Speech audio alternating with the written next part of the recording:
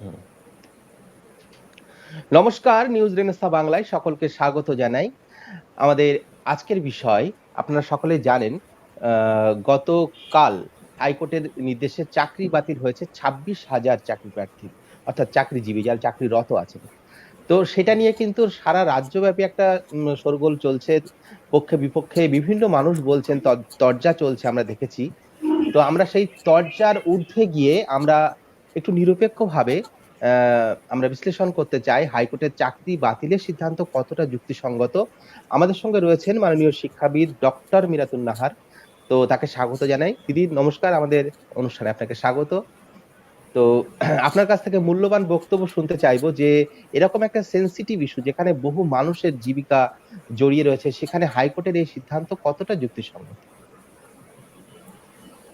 প্রথমে একটা কথা বলে নেওয়া প্রয়োজন, আমাদের দেশে একটা মত এই ধরনের তৈরি হয়ে রয়েছে এবং সেই মতটাকে সবাই গুরুত্ব দেয় যে হুম, আদালত যদি কোনো ব্যবস্থা নেয় কোনো বিষয়ে, তাহলে সেই বিষয়ে মন্তব্য করতে গেলে সঠিক মন্তব্য হলেও আদালত হুম, অবমাননার দায় ভার বহন করতে হয়।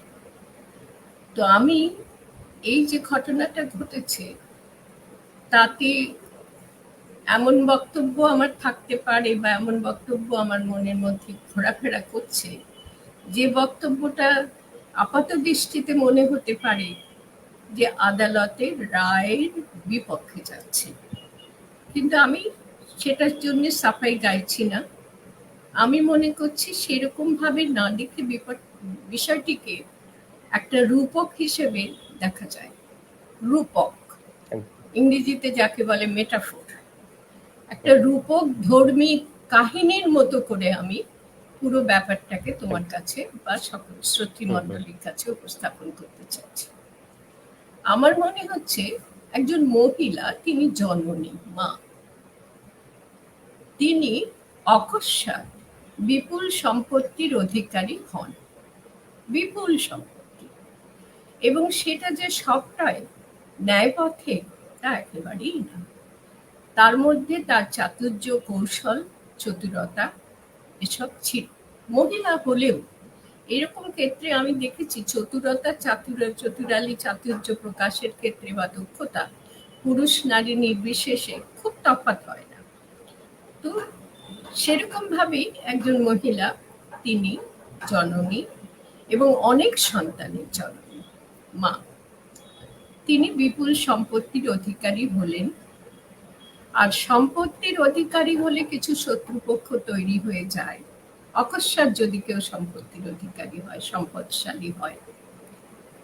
খুব ভালো অবস্থা ছিল না, প্রায় নেই অবস্থা থেকে বিপুল অবস্থা অধিকারী হলে শত্রুপক্ষ তৈরি হয়। এবং যদি সেটা সৎ পথে, সদ উপায়ে, ন্যায় পথে সেই সম্পত্তির অধিকারটা কেউ যদি অধিকারটা যদি কেউ না পায়, যদি না পায়, অন্যায় পথে কিছুটা অন্যায় চাতুর্য কৌশল অবলম্বন করে পায়, তাহলে শত্রু আরো বেশি তৈরি হয় যে এইভাবে পেয়ে গেল আর আমরা পেলাম না। এইরকম একজন মায়ের অনেক সন্তান, তার অধিক সংখ্যক সন্তান মায়েরই মতো হয়েছে। অর্থাৎ তারা বুঝতে পারছে যে আমার মা যেমন করে সম্পত্তির অধিকারী হয়েছে, সেই সম্পত্তি আমরা দখল করতে পারি মায়েরই মতন চাতুর্য ব্যবহার করে। এবং তারা সফল হল। মায়ের সম্পত্তির অধিকাংশটা তারা দখল করে নিল এবং ন্যায় পথে নয়, অন্যায় পথে। তাদের কোনো সেই অত সম্পত্তি পাওয়ার যোগ্যতা ছিল না। অন্যদিকে মুষ্টিমেয় সন্তান, তারা মায়ের মতো নয়, তারা হয়তো বা অন্য কারো মতো আত্মীয় স্বজন বা পূর্বপুরুষ কারো মতো, তারা ন্যায় পথে যোগ্যতা অনুযায়ী তার মায়ের সম্পত্তি যতটুকু পাওয়ার কথা ততটুকু পেল। তারা কোনো চতুরালী চাতুর্য প্রয়োগ করল না। ফলে দুই দল সন্তানের মধ্যে একটা এরকম ব্যাপার ঘটলো। কিছু লাভবান হয়ে গেল মায়ের স্বভাবটাকে ব্যবহার করে, আর কিছু মানে অধিক সংখ্যক আর মুষ্টিমেয় তারা তাদের স্বভাব অনুযায়ী যা যেটুকু পাওয়ার সেটুকু পেল, এবং বলা যায় যে তারা ঠিকঠাক পেল মায়ের সম্পত্তি। এইবারে অবস্থাটা দাঁড়ালো যারা শত্রুপক্ষ তারা এক্ষেত্রে চক্রান্ত করলো, যে এই ব্যাপারটাকে ফাঁস করে দিতে হবে, এই মহিলা, এই জননী, এই মা, এতগুলো সন্তানের জননী, তার ছেলে মেয়েরা এইভাবে কেউ লাভবান হয়েছে অনেক বেশি, কেউ লাভবান হয়নি, কেউ ন্যায় পথে করেছে, কেউ অন্যায় পথে সম্পত্তির অধিকারী হয়েছে। শত্রুপক্ষ তখন তার পিছনে লেগে গেল এবং শত্রুপক্ষ শেষমেশ, এখানে যদি আমি বলি যে শত্রুপক্ষ খানিকটা বিচার ব্যবস্থার সহায়তা নিল, এবং বিচার ব্যবস্থাতে দেখা গেল, বিচার ব্যবস্থাতে যে রায় পাওয়া গেল তাতে দেখা গেল সত্যি সত্যি এই মা তার যে ছেলে মেয়েদের বেশি সম্পত্তি দিয়েছে সন্তানদের, তারা অন্যায়ভাবে, তার মায়ের অন্যায়ভাবে পাওয়া সম্পত্তির অধিকারী হয়েছে, আর বাকিরা তা নয়। এবারে শত্রুপক্ষের জয় হয়ে গেল। শত্রুপক্ষের জয় হয়ে গেল কিভাবে? শত্রুপক্ষ বলতে আমি এখানে বলবো খানিকটা ঈর্ষাপরায়ণ ব্যক্তিরা সব, যে এত সম্পত্তিও পেয়ে গেল, ও ছেলে মেয়েরাও পেয়ে গেল। ফলে বিচার ব্যবস্থা এই ক্ষেত্রে যে ভূমিকা নিল সেটা হলো যে পুরো মায়ের ওই সম্পত্তিটাকে বাজেয়াপ্ত করে দিল, মায়ের সব সম্পত্তি বাজেয়াপ্ত করে দিল। ধরে নেওয়া যাক বিচার ব্যবস্থায় এটা সম্ভব, অন্যায়ভাবে পাওয়া সম্পত্তি, অন্যদের কাছ থেকে পাওয়া সম্পত্তি বাজেয়াপ্ত করে দিল। এইবারে বাজেয়াপ্ত করার ফলে যারা মায়ের যোগ্য সন্তান, অর্থাৎ উপযুক্ত সন্তান, মায়ের উপযুক্ত মানে মায়েরই মতন অন্যায় পথে পথিক, তারাও ক্ষতিগ্রস্ত হলো, ভয়ানক ক্ষতিগ্রস্ত হলো, কারণ তাদের সেই আর এক ফোঁটা সম্পত্তিও থাকলো না। এবং মুষ্টিমেয় যারা মায়ের সম্পত্তির মালিক হওয়ার কথা যথাযথভাবে, তারাও কিন্তু বঞ্চিত হলো। এবার আমাকে তুমি বলো, বিচার ব্যবস্থা থেকে এই যে রায়টা দেওয়া হলো, সমস্ত সম্পত্তিটাই অন্যায়ভাবে পাওয়া মহিলার, জননীর, মায়ের, এক মায়ের, সেই সম্পত্তি বাজেয়াপ্ত করে দেওয়া, তার ফলে যারা সত্যিকার কোনো অন্যায় করেনি যে সন্তানরা, তারা ক্ষতিগ্রস্ত হলো, এবং যারা অন্যায়ভাবে পেয়েছে তারাও ক্ষতিগ্রস্ত হলো। কিন্তু তাদের ক্ষতির দিকটা মানুষ দেখছে না, ভেবেছে যেমন মা তেমনি সন্তান, অতএব ঠিক হয়েছে, ঠিকই হচ্ছে, যথাযোগ্য শাস্তি পেয়েছে। এবারে তুমি আমাকে বলো, আমি একজন ব্যক্তি এই ঘটনাটা দেখছি, আমি কি বলবো যে রায়টা ঠিকঠাক হয়েছে? এই রায়ের ফলে, মানে ঠিকঠাক হয়েছে বলতে রায়ে আমি কি খুব খুশি হতে পারি? হয়তো বিচার ব্যবস্থার যে ব্যবস্থা আমাদের দেশে, সেই ব্যবস্থা অনুযায়ী অন্যায়ভাবে প্রাপ্ত বা দখল করা সম্পত্তি অন্যের, সেটাকে পুরোপুরি ওই মায়ের হাত থেকে কেড়ে নেওয়া হলো, এটা ঠিক হতে পারে।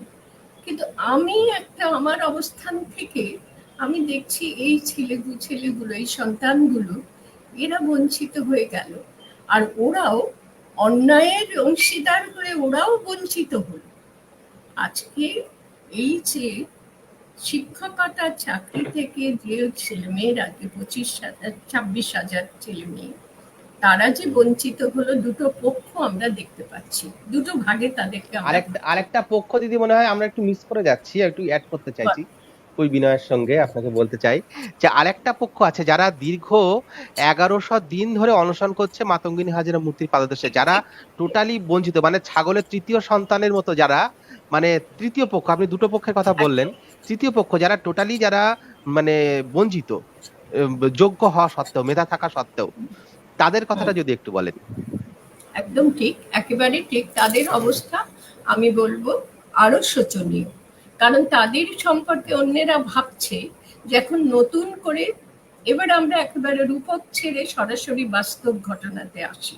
বাস্তব ঘটনাটা কি না, শিক্ষকতার চাকরি নিয়ে একজন মা বা একজন জননী বা একজন নেত্রী, তিনি যে ব্যবস্থাটা করেছিলেন, সেই ব্যবস্থার ক্ষেত্রে আমি দুপক্ষের কথা বললাম, কিছু সেই নেত্রীর দলভুক্ত বা তার কাঙ্ক্ষিত মানুষজন, তারা উপকৃত হয়েছে, আর বাকিরা, তারা উপকৃত হয়েছে বলা যাবে না, তারা সঠিকভাবে পেয়েছে, তারা শিক্ষকতার চাকরিটা তাদের প্রাপ্য ছিল, পেয়েছে। এবারে যারা একটা, তুমি খুব ঠিকঠাক কথা বলেছো, আমি আসতাম এই প্রসঙ্গতে আসার, শিক্ষকতার চাকরি, শিক্ষক প্রার্থীদের প্রসঙ্গে সরাসরি ঢুকে গিয়ে কথায় আসতাম, ওটা রূপকের মধ্যে ব্যবহার করতে পারিনি। সেটা হলো যে এবারে রাস্তায় দীর্ঘদিন ধরে রোদ, বৃষ্টি, ঝড়, ঝঞ্ঝা যত কিছু সহ্য করে যারা রাস্তায় বসে রয়েছে, যাদেরকে দীর্ঘদিন ধরে নিয়োগ দেওয়া হচ্ছেই না, এই নিয়োগগুলো যে কখন কিভাবে, অর্থাৎ ওই মাঝে ওই সম্পত্তির অধিকারী করে হয়ে ভাগবাটোয়ারা কখন কিভাবে এভাবে করে দিল, সেটা কিন্তু আজকে 2016 থেকে আজকে 2024-এর কথা। এত বছর ধরে তারপরে এরা দেখলো, যারা প্রতীক্ষারত ছিল যে পরবর্তী প্যানেল হবে, আমরা চাকরি পাবো। 2016 প্যানেলে চাকরি হয়েছে, আমরা পাচ্ছি না, আমরা রাস্তায় বসবো, আমরা এইভাবে আন্দোলন করব, শান্তিপূর্ণ আন্দোলন, বিদ্রোহ বিক্ষোভ নয়, অবরোধ নয়, তারা কোনো রকম অশান্তির পথে যায়নি, তারা শান্তিপূর্ণ আন্দোলন করে প্রতীক্ষায় এখনো রয়েছে যে তারা যোগ্য, তারা মেধা তালিকাভুক্ত, তারা চাকরি পাবে। তাদের বক্তব্য হচ্ছে যে আমরা চাকরি চাইছি সেটা নয়, আমরা মেধা বা তালিকাভুক্ত যোগ্য প্রার্থী, আমাদের যথাযথ ব্যবস্থা আমাদের জন্য নেওয়া হোক, কেন বন্ধ করে রাখা হচ্ছে। এটা সত্যি আরেকটা পক্ষ, এবং তাদের জন্য আজকে যেটা হচ্ছে সেটাও কিন্তু খুব দুর্ভাবনার। তাদের মধ্যে একটা আশা জাগিয়ে দেওয়া হয়েছে এই রায়ের ফলে। রায়টা একদিকে তো আমার কাছে রায়টা আমি একবারে সুবোধ্য হচ্ছে না, খুবই দুর্বোধ্য লাগছে। যারা মায়ের অন্যায়ের অংশীদার হলো তারা, এবং যারা না মায়ের অন্যায়ের অংশীদার নয়, দুই পক্ষই মার খেলো, এটা কেমন বিচার হলো ঠিক বুঝতে পারছি না। আমি সমালোচনা করছি না, বুঝতে পারছি না। আবার আরেকটা তার সঙ্গে যুক্ত হয়েছে কি না, যারা আজকে অপেক্ষমান, যারা ভাবছে তারা বিচার পাবে, তাদের মধ্যে অকস্মাৎ একটা আশা জাগিয়ে দিয়েছে বিচার ব্যবস্থা, যে নতুন করে প্যানেল হবে এবং সেই প্যানেলে নিশ্চয়ই যোগ্য প্রার্থী যারা, তারা চাকরি পাবে। এবং যারা অপেক্ষমান রাস্তায় আজকে বসে শান্তিপূর্ণ অবস্থান করছে, তাদের মধ্যে কিঞ্চিত হলেও আশার আলো জেগেছে। কিন্তু আমরা শিক্ষকতা, আমি নিজে শিক্ষকতার সঙ্গে দীর্ঘদিন ধরে যুক্ত, আমার মনে হচ্ছে, আমি বিচার ব্যবস্থার জন্য বলছি না, অন্য কোনো উপায় কি ছিল না যে যারা অন্যায় করেছে তারা শাস্তি পাবে, কিন্তু যারা যোগ্য হয়ে চাকরি পেয়েছে, যোগ্য হয়ে চাকরি প্রার্থী হয়ে রাস্তায় বসে আছে, তাদের জন্য পাইয়ে দেওয়া শুধু নয়, তারা ন্যায্য, তাদের প্রাপ্য সবকিছু পাক, সেই রকম একটা ব্যবস্থা কি বিচার ব্যবস্থার পক্ষ থেকে করা যেত না? দিদি, আমরা সংবাদ মাধ্যম থেকে যেটা জানতে, আমরা দিদি একটা তথ্য জানতে পেরেছি, যেখানে বলা হয়েছে যে 23 লক্ষ ওএমআর শিট, সেটাকে পুনর্বিবেচনা করা হবে, পুনর্মূল্যায়ন করা হবে। এখন সেটা কতটা বাস্তবসম্মত হবে বা আদৌ সম্ভব হবে কিনা, সেটা কিন্তু সন্দেহের মানে একটা প্রশ্ন থেকেই যাচ্ছে।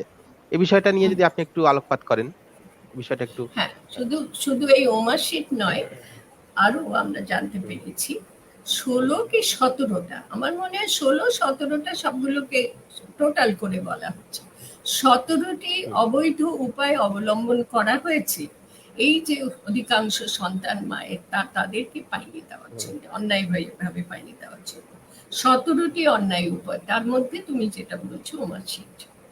তো এই 17টি উপায় অবলম্বন করার জন্য দায়ী এবং শাস্তি কার প্রাপ্য?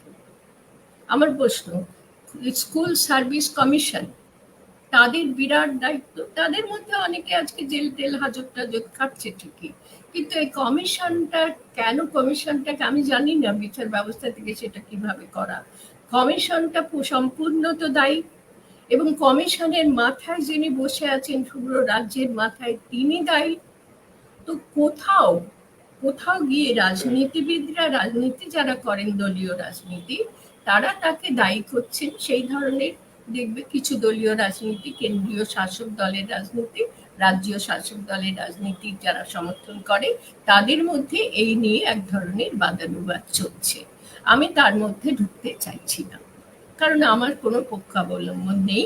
আমি এটা নিয়ে রাজনীতি করা হোক, এটা আমি এতটুকু চাই না। আমার কষ্ট ওই সন্তানদের জন্য, আর যারা রাস্তায় বসে আছে ওই সন্তানদের জন্য, আমিও তাদের মায়ের মতো। আমার মনে হচ্ছে যে এরা কেন শাস্তি পাবে, আর এদের শাস্তি পাওয়া থেকে এদেরকে উদ্ধার করা সেটা কিভাবে সম্ভব হবে, সেটা কিভাবে সম্ভব? উদ্ধার করাটাই কি লক্ষ্য এখন হওয়া উচিত নয়? যিনি অন্যায় করেছেন তাকে, তারও শাস্তি হচ্ছে না, তারও কিছুই হচ্ছে না, তাকে কিছুই ছোঁয়া যাচ্ছে না। রাজনৈতিক কচকচালি আমি জানি না, বুঝি না, আমার দরকার নেই। আমি জানতে চাইবো যে যারা যোগ্য, যারা চাকরিটা আজকে যোগ্য হয়েও হারালো, যোগ্য হয়েও পেয়ে হারালো, আবার যারা যোগ্য হয়েও পাচ্ছে না এবং পাওয়ার সম্ভাবনায় আশান্বিত হয়েছে, এই দুই পক্ষের জন্য বিচারালয় কি ব্যবস্থা করবেন, কিভাবে এই অন্যায়গুলোকে দূর করা সম্ভব হবে, সেটা আমার জন্য জানা খুব জরুরি। আমি সত্যি সত্যি অত্যন্ত অসহায়তা বোধ করছি। আমি বিচার ব্যবস্থার, আমার বিচার বুদ্ধি দিয়ে বিচার ব্যবস্থার রায় বোঝার ক্ষমতা আমার নেই। আমার সেই বিচার বুদ্ধি নেই যে বিচার ব্যবস্থার সমালোচনা করি। কিন্তু বিচার ব্যবস্থায় এটি কেন করতে পারলেন না, নাগরিক হিসেবে আমি নিজেকে ব্যর্থ মনে করি, যে আমি ব্যর্থ হচ্ছি, আমার বিচার বুদ্ধি ব্যর্থ হচ্ছে বুঝতে, এরপরে ভবিষ্যৎটা কি? সেরকম কোন সদর্থক ভবিষ্যৎ কি আমরা পাচ্ছি? একটা ন্যায্য প্যানেল তৈরি থেকে দিদি, রাজ্য সরকারের পক্ষ থেকে বলা হয়েছে সুপ্রিম কোর্টে আগামী দিনে তারা যাবে, তারা হাইকোর্টকে চ্যালেঞ্জ জানিয়ে সুপ্রিম কোর্টে এসএসসি যাচ্ছে, এসএসসি মানে শিক্ষা দপ্তর। তো আপনি এই বিষয়টাকে কিভাবে দেখছেন, কতটা পজিটিভলি দেখছেন? আমি তো রূপকে যা বলেছি, সেই রূপকের যে মা, সেই মা হলেন যার কথা তুমি বলছো, বাস্তবে তিনি তাহলে অন্যায়ভাবে যেটা করেছেন, যে সম্পত্তি দখল করেছিলেন, সম্পত্তির অধিকারিণী হয়েছিলেন, বিচার ব্যবস্থায় সেটাকে বলে দিয়েছে যে তিনি অন্যায়ভাবে এই সম্পত্তির অধিকারী হয়েছেন, এবং বন্টন ব্যবস্থাটা অন্যায়। একদম রূপকটা তুমি ভালো করে ধরে ধরে দেখো। এখন সেই মা সেই বিচার ব্যবস্থার আরো উপরের তলা, উচ্চ আদালত, এবং আমরা জানি শীর্ষ আদালত, শীর্ষ আদালতে তিনি যাচ্ছেন মামলা লড়তে। আরো জটিল হয়ে গেল নাকি?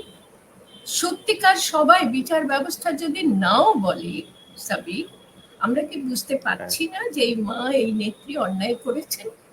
আমরা বুঝতে পারছি, বিচার ব্যবস্থা না বললেও আজকে এত বছর ধরে আমরা বুঝতে পারছি। কিন্তু আমরা দেখতে পাচ্ছি তার গলার জোর, বা তিনি যে বিপুল ক্ষমতার অধিকারী সেটা তিনি কিছুতেই বুঝতে পারছেন না। তিনি শীর্ষ আদালতের দ্বারস্থ হচ্ছেন। আমার ওখানে বলার ওইখানটাই জায়গা আছে যে আমরা কি তাহলে এই গোলক ধাঁধার মধ্যে ঘুরবো? তিনি বলছেন, তিনি পরিষ্কার বলে দিয়েছেন যে বিচার ব্যবস্থা এখন একটা নাকি দলীয় শাসক, কেন্দ্রীয় শাসক দলের অধীনস্থ বিচার ব্যবস্থা। তিনি সেটা বলছেন পরিষ্কার, সে কথাও বলেছেন। আবার তিনি কি মনে করেন যে তিনি শুধু সরকারের হয়ে, জনগণের হয়ে কাজ করছেন, তিনি কোনো দলের নয়? আমি তো মনে করি তিনি সরকারের, আমাদের সরকারের মুখ্যমন্ত্রী নন, তিনি শাসক দলীয় নেত্রী, একটা আমাদের রাজ্যের শাসক দলের নেত্রী, এবং তিনি দলনেত্রী, তিনি মুখ্যমন্ত্রী হতে পারেন। তো তিনি এই যে বিচার ব্যবস্থার সম্মুখীন হবেন, এ তো বলে, আমি সেই মন্দ প্রবাদটা যেটা আছে সেটা বলতে হয়, শুনেছি তার কথা আমি, চোরের মায়ের বড় গলা। এছাড়া শোভন ভাষায় আর কি বলবো সাবির? তাই আমাদের দেখতে হচ্ছে, তাহলে উনি বিচার ব্যবস্থার মধ্যে যান, কিন্তু আমার সন্তানের মতন তার সন্তান সত্যি তারা বোধহয় নয়, সত্যি অর্থে। তাহলে এইভাবে তিনি বিভাজন করতে পারতেন না। নিজের সন্তানের মধ্যে এই বিভাজন অন্যায়ভাবে পাইয়ে দেওয়া, এবং ন্যায়ভাবে যারা পেয়েছে, দুই দলে বঞ্চিত হলো তারই অপরাধের কারণে। এটা আমি এদেরও বলছি, এরাও কিন্তু বঞ্চনার শিকার। আজকে যদি সমস্ত মাইনে সুদ সমেত ফেরত দিতে হয়, কতগুলো পরিবার বিপর্যস্ত হলো, কিন্তু তারা অন্যায় করার অংশীদার হয়েছে, অতএব তার শাস্তি প্রাপ্য, সেটা একটা বোঝা যায়। কিন্তু বাকি দুই পক্ষ যাদের কথা তুমি বললে, আর যারা যোগ্যতা নিয়েই চাকরি পেয়েছিল, এবারে কি মামলা চলতে থাকবে, দলাদলি চলতে থাকবে? এদের কি হবে? আমাদের এই রাজ্যবাসী তরুণ তরুণী যারা এইভাবে এত হাজার কল্পনা করা যায়, কত হাজার, 26-27 হাজার কি চারটিখানি কথা? তুমি সেই পরিবারগুলোর কথা একবার ভাবো তো। আমরা বসে এখানে আলোচনা করছি, তুমি যদি ওই ওই ব্যক্তিদের একজন হতে, অন্যায়কারী অথবা অন্যায়কারী নও অথবা অপেক্ষমান তিন পক্ষে, আজকে তোমার পরিবার কোথায় গিয়ে দাঁড়াতো? তাহলে আমরা কি দেখবো? আমরা আমরা নাগরিকরা কি দেখবো? যে ওনার গলাবাজি, আর এদিকে উল্টো দিকে আর একটা শাসক দল, তারা ওকে অপদস্থ করতে চাইছেন। এই বিবদমান দুটি পক্ষের মাঝখানে যারা যারা সত্যিকার অধিকার থেকে বঞ্চিত হচ্ছে, যারা চূড়ান্ত বিপদের সম্মুখীন আজকে, আমি তাদের পক্ষে। সে অন্যায়ভাবে যারা সম্পত্তি পেয়েছিল তারা, যারা ন্যায় পথে ছিল তারা, এবং আজকে যারা ন্যায় পথে চাকরি পাওয়ার পথে বিপুল বাধা দেখতে পাচ্ছে, এখনো একটুখানি আশার সঞ্চার হয়েছে, তারা, এদের পক্ষে আমি জানি না এরা তাদের ন্যায্য প্রাপ্য কবে, কিভাবে, কেমন করে, কাদের দ্বারা পাবে, এই প্রশ্ন রেখে আমার এই বক্তব্য শেষ করছি। হ্যাঁ, না আর একটা প্রশ্ন একটু রাখবো, শেষ প্রশ্নটা, যে ঠিক মানে লোকসভা ভোটের এই আবহে এই যে সিদ্ধান্ত, এটা কি কোন রকম একটা রাজনীতি মানে এর মধ্যে ঢুকে গেছে রায়ের ভিতরে? এটা কি মনে হয় আপনার কোথাও? সত্যি কথা যদি বলতে হয়, আমি যদি সত্যাবলম্বী ন্যায়াবলম্বী হই, অবশ্যই এর মধ্যে রাজনৈতিক দলাদলি রয়েছে। রাজনৈতিক ভোট যুদ্ধ বলে একটা কথা প্রচলিত হয়েছে না? আমাদের দেশটা গণতান্ত্রিক দেশ। এই দেশে ভোট একটা এত চমৎকার ব্যবস্থা গণতান্ত্রিকতা বজায় রাখার জন্য। ভোট মানে নির্বাচন, এবং নির্বাচন কারা করবে? জনগণ। কাদেরকে করবে? তাদের ভালো ভালো তাদের জন্য ভালো কাজ করবে, তাদের বিপদ থেকে উদ্ধার করবে, তাদের অভাব অভিযোগ দূর করবে, তাদের দুঃখ কষ্ট দূর করবে, তাদের বেকারত্ব দূর করবে, তাদের শরীর খারাপ হলে শুশ্রূষা পাবে, সেবা শুশ্রূষা পাবে হাসপাতাল থেকে, তারা, তাদের ঘরের ছেলে মেয়েরা সবাই শিক্ষিত হবে, আলোকপ্রাপ্ত হবে। নির্বাচন তো সেই জন্যই, ভোট তো সেই জন্যই। তো সেই ভোট যুদ্ধের ঠিক সময়ে, যখন চলছে ভোট যুদ্ধ শুরু হয়েছে, ঠিক সেই সময়ে আজকে 8 বছর পরে বিচার ব্যবস্থার রায় বেরোলো। সত্যি বলতে কি, যিনি গলাবাজি করছেন চোরের মায়ের বড় গলা, তিনি যে এখানটাতে মিথ্যা বলছেন তা নয়, কারণ তিনি নিজেকে দিয়ে রাজনীতি চেনেন, খুব ভালো করে জানেন তিনি কিভাবে রাজনীতি করেন। অতএব অন্য পক্ষের রাজনীতিটা উনি মনে করছেন সেটা পুরো মাত্রায়, তারা যদি এখন সত্যিকার ভালো কাজ করার জন্য এগিয়ে আসে, তিনি সেটা দেখবেন এটা রাজনীতি হচ্ছে। তো রাজনীতি মানে যদি এই হয়, রাজনীতি মানেই হচ্ছে ধান্দাবাজি, রাজনীতি মানেই হচ্ছে রাজনৈতিক দলীয় স্বার্থে কাজ করা, মানে রাজনৈতিক নয়, দলীয় স্বার্থে কাজ করা, তাহলে এটা অবশ্যই সেই রাজনীতির অর্থে রাজনীতিক বিবাদ হতো। ভোটের সময় এই ব্যাপারটি ঘটানো, কেন এতদিন পর্যন্ত এই রায়টা বেরোলো না? ঠিক এরকম সময় রায়টা বেরোলো কেন? এই কথাটা বলার একটা অসুবিধাও আছে। এমন অসুবিধাটা হলো কি না, যিনি অন্যায়ভাবে সম্পত্তির অধিকারী হয়েছেন এবং বন্টন করেছেন অন্যায়ভাবে, তার পক্ষে সওয়াল করা হয়ে যায় অনেক সময়, যদি বলি এটা রাজনৈতিক বিবাদ। কিন্তু তা নয়। সত্যি অর্থে সত্যি যদি বাস্তবটাকে মানতে হয়, তাহলে রাজনৈতিক এই বিবাদ, এবং যদি সেটা সচেতনভাবে ঘটানো হয়, যে একটা পক্ষকে পর্যদস্ত করবার জন্যে এই ঘটনাটা ঘটানো হয়, তাহলে বিচারালয়কে দায়ী করতে হয়, আইন ব্যবস্থাকে দায়ী করতে হয়। আইন ব্যবস্থা এই ব্যবস্থা নিয়েছে, তাহলে আমাদের বলতে হয়, যেটা ওই চোরের মায়ের বড় গলায় শুনতে পাচ্ছি, যে ওরা অমুক দলের, কেন্দ্রীয় শাসক দলের কাছে নিজেদেরকে বন্ধক রেখেছে, দত্তক রেখেছে বা বন্ধক রেখেছে, সেই কথা মানতে হয়। অতএব আমি রাজনৈতিক বিবাদ হোক, দ্বন্দ্ব হোক, কৌশল হোক, ভোট কৌশল যাই হোক না কেন, সেসব দিকে আমি বক্তব্য রাখতে চাইছি না। যদি তা হয়, যদি তাই হয়, আমি নিশ্চিতভাবে কি করে বলবো, অনুমান করা যায় তাই হচ্ছে। যদি তাই হয়, আমার যেটা স্পষ্ট বক্তব্য সেটা হচ্ছে অতিশয় গর্হিত কাজ, অতিশয় নিন্দনীয়, অতিশয় মানবতা বোধ বঞ্চিত কাজ। লক্ষ লক্ষ পরিবার যেখানে, পরিবারের ভাগ্য যেখানে জড়িত আছে, সেই ভাগ্য নিয়ে রাজনৈতিক, মানে অপরাজনীতি, রাজনীতি নয় সাবির, আমি রাজনীতি বলতে বুঝি একদম পরিবারের গণ্ডি ছাড়িয়ে আমি যদি দেশের মানুষের জন্য নিজেকে নিবেদন করে দিতে পারতাম, তাহলে আমি সঠিক রাজনীতিক হতে পারতাম। সেই রাজনীতির অর্থে একদম নয় অপরাজনীতি, মন্দ রাজনীতি, দুষ্ট রাজনীতি, পথভ্রষ্ট রাজনীতি, তাহলে সেটা করেছে এবং সেটা সর্বার্থে নিন্দনীয়। এতগুলো পরিবার, এতগুলো মানুষের এত কষ্ট, তুমি যে বললে, আমি কিন্তু তিন পক্ষের জন্যই সমবেদনা অনুভব করছি, অবশ্যই অন্যায় পক্ষের জন্য নয়। তাদের পরিবারের মানুষজনেরা সকলেই তো দোষী নয়, সবাই তো নয়, কিন্তু সেই পরিবারের সদস্যরাও ক্ষতিগ্রস্ত হলো। যারা ন্যায় পথে পেয়েছে তারা ভয়ানক ক্ষতিগ্রস্ত হলো। আর যারা এত দিন ধরে কষ্ট করে রাস্তায় পড়ে আছে, তাদের জন্য কিঞ্চিত আশার আলো, তার কোনো অর্থ আমি খুঁজে পাচ্ছি না। এই রাজনৈতিক গোলযোগের গোলক ধাঁধায় সর্বনাশ হয়ে যাচ্ছে আমাদের দেশের ছেলে মেয়েদের। একদমই। ধন্যবাদ মীরাতুন্দিকে, অনেকক্ষণ আমাদের সঙ্গে সময় দিলেন। বিচারের বাণী নীরবে নিভৃতে কাঁদে, রবি ঠাকুর লিখে গেছেন, এবং আজও সেই বিচারের বাণী নীরবে নিভৃতে কাঁদছে।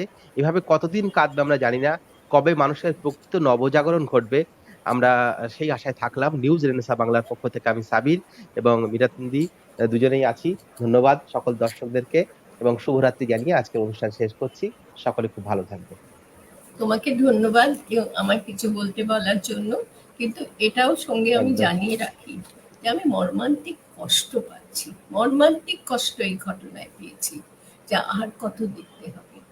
মানুষের দুর্বুদ্ধির একদম জাত যে সমস্ত ক্রিয়াকাণ্ড আর কত দেখতে হবে সাবির। আমরা যেন মুক্তি পাই, তোমরা তরুণরা যেন সেই পথের সন্ধান পাও, আমি সেটুকু জানিয়ে হ্যাঁ, তোমাকে আগামী প্রজন্মের শিক্ষা ব্যবস্থাটাই ধ্বংস হয়ে যাচ্ছে। আগামী প্রজন্মের যারা নতুন একদম ছোট সেটা ছোট যেন বাচ্চারা। না ঘটে। আমার এই বয়সে সে সেটাই। জীবনের শেষ পর্যায়ে পৌঁছে সেটা যেন না ঘটে। আমি সত্যি বলছি, যে কথাগুলো বলছি আজকে আমার খুব কষ্ট থেকে আমি সেই কথাগুলো বলছি, যে আমরা কিছু করতে পারলাম না। আমি তো সাবির কবে থেকে কথা বলছি, লিখছি, কবে থেকে, তোমরা তো তখন বোধহয় ছোট ছোট শিশু, তখন থেকে আমি এই বিভিন্ন চ্যানেলের মাধ্যমে কথা বলি। আজকে আমার কষ্ট হয় যে কেন বলি, কি বলবো। একটা বিখ্যাত চ্যানেলকে বললাম যে আমি আর বলবো না, কেননা কিছু লাভ হয়নি, রাজ্যটা একেবারে ছাড়ে খাড়ে চলে গেল। তবু আমরা আশা রাখবো, একদমই আলোর দিন একদমই আমরা নিশ্চয়ই সব আসবে। আশাবাদী থাকবো। ঠিক আছে, তোমাকে ধন্যবাদ। অনেক ধন্যবাদ। দর্শকদেরকেও ধন্যবাদ জানাই।